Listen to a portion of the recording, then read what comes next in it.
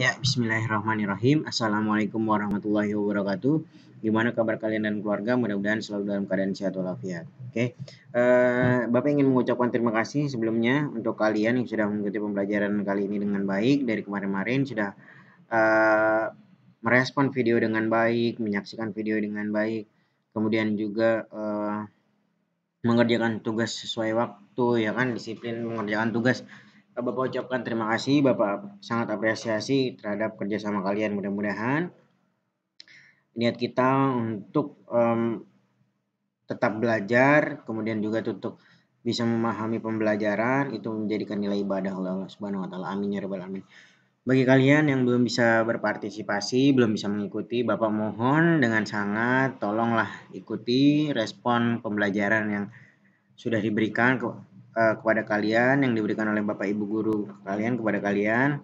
Ikuti dengan baik, respon tugasnya dengan baik, karena itu adalah bagian dari ya nilai kebaikan juga, nak.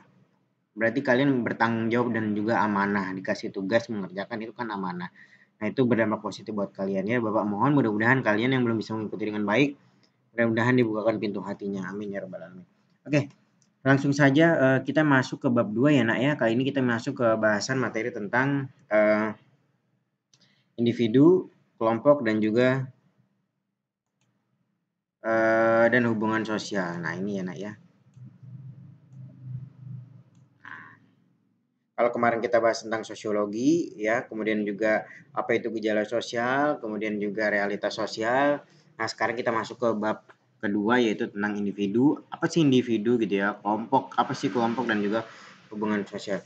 Baiklah anak-anak, sebelum kita mulai semua, Bapak ingatkan lagi jangan lupa untuk absen, kemudian juga melaksanakan tadarus dan juga sholat duha. Mudah-mudahan dengan diawali seperti itu pembelajaran bisa berjalan dengan baik ya, nak ya. Baiklah anak-anak, mari kita awali pembelajaran kali ini. Mudah-mudahan diberikan kemudahan dan keberkahan. Mari sama-sama kita awali dengan membaca basmalah. Bismillahirrahmanirrahim. Oke, intro pertama, manusia merupakan makhluk ciptaan Tuhan yang unik. Dibilang unik karena dirinya mempunyai dua posisi yang dalam masyarakat, yaitu di satu sisi sebagai makhluk individu, kemudian di sisi lain sebagai makhluk sosial. Ya, paham ya maksudnya ya? Di satu sisi manusia itu ya dia apa adanya gitu ya, individu pribadi diri sendiri gitu kan. Ada hal-hal lain yang hanya bisa dilakukan oleh dirinya sendiri ya, tanpa campur tangan orang lain gitu kan. Kemudian di satu sisi lain manusia juga nggak bisa dipungkiri adalah makhluk sosial. Ada hal-hal yang memerlukan bantuan dari orang lain, jadi memang nggak bisa hidup sendiri, memang makhluk sosial.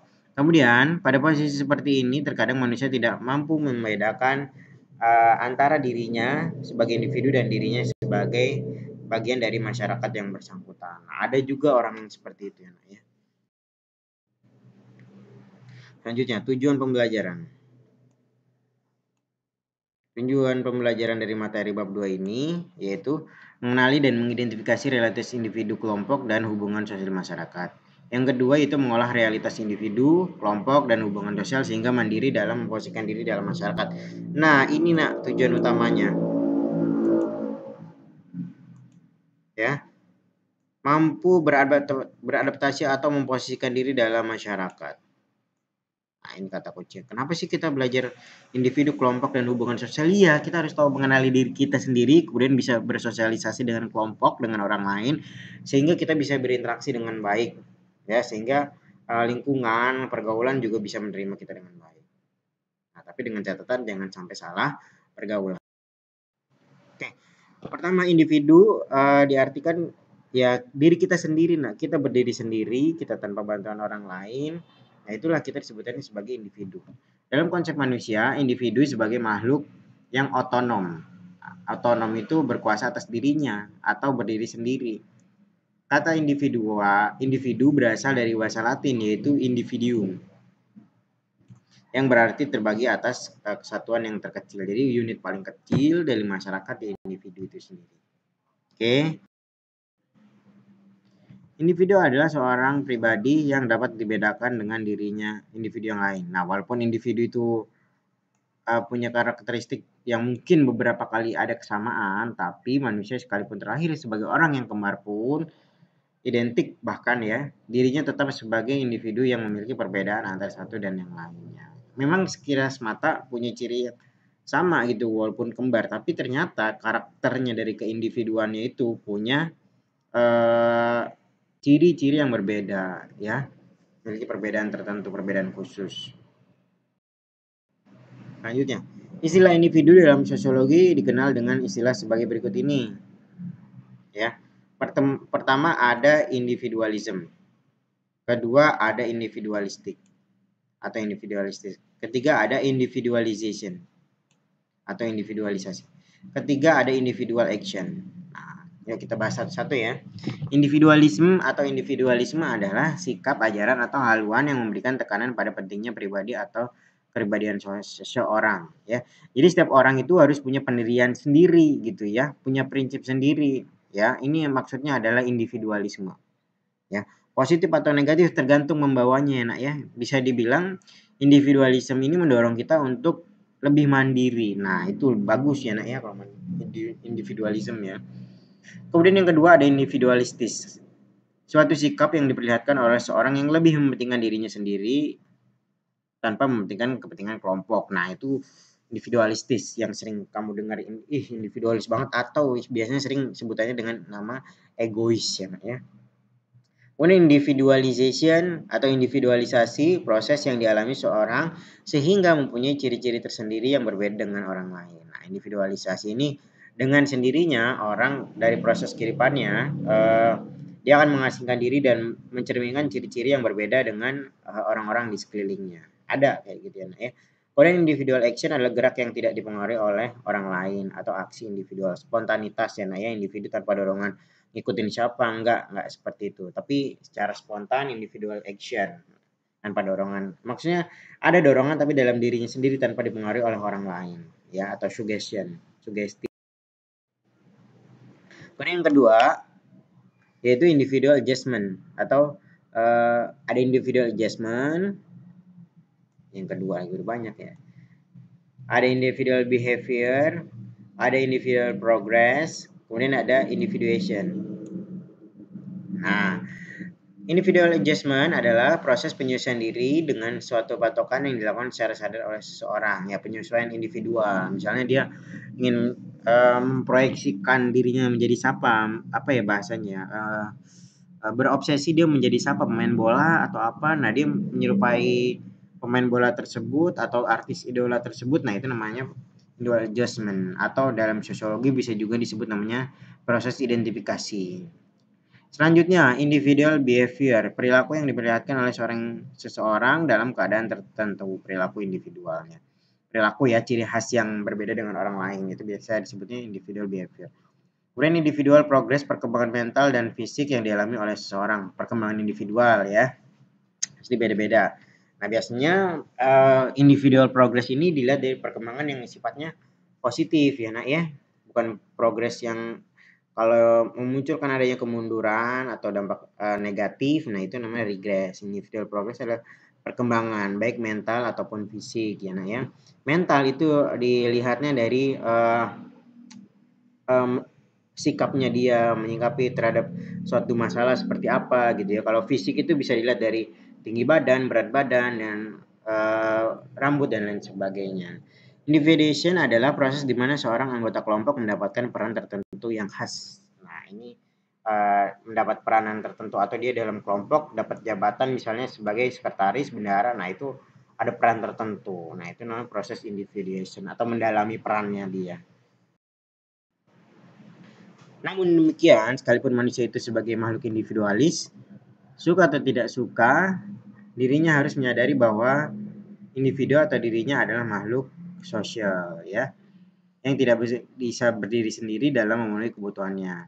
Karena itulah manusia memerlukan kelompok. Dengan hidup berkelompok, manusia akan mendapatkan kemudahan dalam berbagai hal. Itu ya nak ya. Jadi yang tadi Bapak bilang di awal, ada beberapa hal yang memang harus dikerjakan secara berkelompok gitu ya. Misalnya mengerjakan tugas yang sangat berat ya, dari guru atau dari dosen, pasti itu memerlukan suatu kelompok. Sama seperti kayak penelitian, itu nggak bisa dikerjakan secara plek sendiri ya, harus ada kerjasama dengan masyarakat, dengan informan, dengan dosen, konsultasi dan lain sebagainya. Nah, itu ya nak ya. Apalagi main bola, mana bisa sendiri ya. Oke. Selanjutnya kita masuk ke kelompok. Nah, tadi kita udah individu, bahwa individu itu matang sendiri banyak proses-proses yang terjadi dalam individu sebutannya ya. Tadi ada individualistis, ada individualisme, ada individual progress ya dan lain sebagainya. Sekarang kita masuk ke kelompok sosial. Nah, kelompok sosial adalah kumpulan individu yang memiliki hubungan saling berinteraksi sehingga mengakibatkan tumbuhnya rasa kebersamaan dan juga rasa saling memiliki. Ya, berawal dari interaksi yang semakin intensif antara individu dengan individu lain, kemudian dia menyatukan tujuannya, menyatukan visinya, memunculkan rasa kebersamaan, sehingga dia memunculkan adanya kelompok sosial. Biasanya ada ikatan yang kuat antara individu tersebut sehingga dia melakukan interaksi saling berulang. Ya, Bapak ulangi lagi, kelompok sosial adalah kumpulan individu yang memiliki hubungan yang saling berinteraksi sehingga mengakibatkan tumbuhnya rasa kebersamaan dan rasa saling memiliki. Itu ya nak ya. Biasanya kenapa bisa ada interaksi yang kuat? Karena itu ada rasa saling memiliki atau misalnya ada kesukaan yang sama, ada hobi yang sama. Sehingga interaksinya secara terus-menerus. Misalnya hobinya main bola, berkumpul dengan kelompok sepak bola, ya kan, atau futsal gitu ya, membentuk kelompok futsal dan lain sebagainya. Syarat-syarat kelompok sosial menurut Surjono Sukanto. Kelompok sosial mempunyai persyaratan sebagai berikut. Pertama, setiap anggotanya harus sadar bahwa dia adalah bagian dari kelompok tersebut. Ya, misalnya kamu berorganisasi, walaupun kamu sebagai anggota, belum sebagai ketua koordinator, ya tetap aja kamu adalah bagian dari kelompok. Kalau kamu nggak punya kesadaran ini, berarti kamu belum bisa dikatakan namanya kelompok sosial. Kemudian adanya hubungan timbal balik. Timbal balik seperti apa? Interaksi dan komunikasi.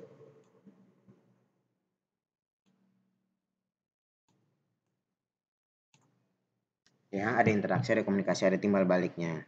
Kemudian adanya faktor pengikat seperti kesamaan ideologi ya.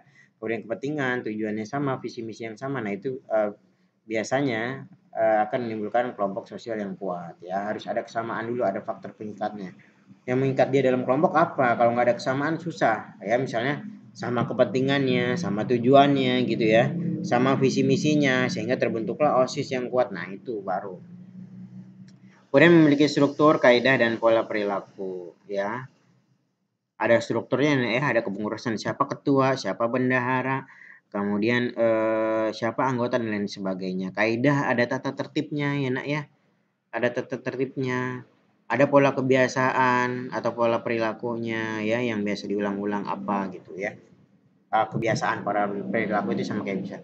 Kemudian bersistem dan juga berproses ya nak ya, namanya kelompok pasti dia punya sistem tertentu ya, apa dalam kelompok dia, apakah menganut demokrasi, apakah menganut adanya otoriter atau misalnya dia kerakyatan, musyawarah dan sebagainya. Berproses, namanya proses kelompok sosial itu pasti berproses sama kayak OSIS gitu ya, paling gampang OSIS gitu ya. Pasti dia ada pergantian pengurusan. Nah, itu berproses. Nanti ada evaluasi, diperbaiki lagi kelompoknya dan lain sebagainya. Selanjutnya, dasar-dasar kelompok sosial. Apa sih yang mendorong individu itu harus punya kelompok sosial? Dasarnya apa? Kenapa individu-individu itu berkelompok? Ada dasar-dasarnya nak, ternyata nak. Nggak main tiba-tiba langsung, oh berkelompok aja. Ada dasar-dasar yang membuat masyarakat atau membuat individu itu punya kelompok tertentu. Pertama yaitu ada faktor kepentingan yang sama. Ya, kepentingannya sama, keperluannya sama, maka dia membentuk kelompok tertentu. Misalnya kelompok berdasarkan kepentingan itu contohnya adalah partai politik ya. Kemudian juga faktor daerah dan keturunan yang sama. Faktor darah ya nak ya, faktor darah dan keturunan yang sama. Iya, dia berkelompok sudah secara otomatis atau secara natural ya. Karena udah ada keturunan darah, misalnya keturunan Habib, keturunan Tionghoa, mereka akan membuat kelompok dengan sendirinya gitu ya. Atau keturunan marganya dari marga Xiaohombing, marga Xia'an, dengan sendirinya dia akan membentuk kelompok. Nah, itu karena ada faktor darah atau keturunan. Kemudian ada faktor daerah yang sama. Nah, tempat tinggal dia yang sama, asal daerahnya, maka dia akan membentuk namanya paguyuban biasanya. Misalnya asal daerahnya dari Padang, ya, maka dia akan membuat perkumpulan masyarakat Padang Minang gitu ya, atau misalnya dia eh, dari jualan bakso Malang, asalnya sama-sama dari Malang, maka dia membuat komunitas atau paguyuban bakso Malang, asalnya dari Malang ya. Atau kalau kamu masuk kampus itu ada nak, ya namanya eh, organisasi primordial kedaerahan ya. Ikatan Mahasiswa Betawi, Ikatan Mahasiswa Tegal dan lain sebagainya itu ada.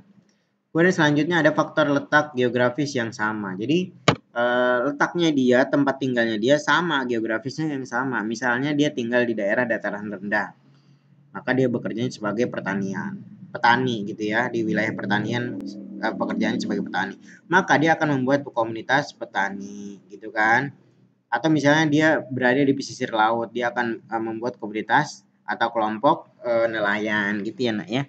Kemudian faktor keagamaan, ada dasar keagamaan yang sama. Misalnya kelompok Islam, ada MUI, kemudian juga ada NU, ada Muhammadiyah, ada kelompok Kristen, Kristen misalnya ada HKBP, Gereja Bethel dan lain sebagainya. Itu adalah bentuk-bentuk kelompok sosial dibentuk karena dasar keagamaan. Kemudian juga ada faktor atau dasar-dasar ideologi, misalnya ada kelompok liberalisme, ada kelompok komunis ya, kemudian juga ada kelompok sosialis ya dan lain sebagainya, ideologi seperti itu. Bahkan ada ideologi ekstremis ya yang dipakai oleh ideologinya para teroris.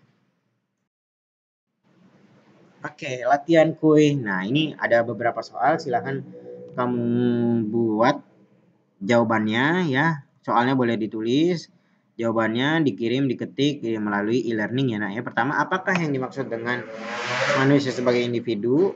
Ya, kedua, apa itu identitas individu? Ketiga, apa perbedaan antara individualis dan mandiri? Keempat, mengapa manusia disebut makhluk sosial?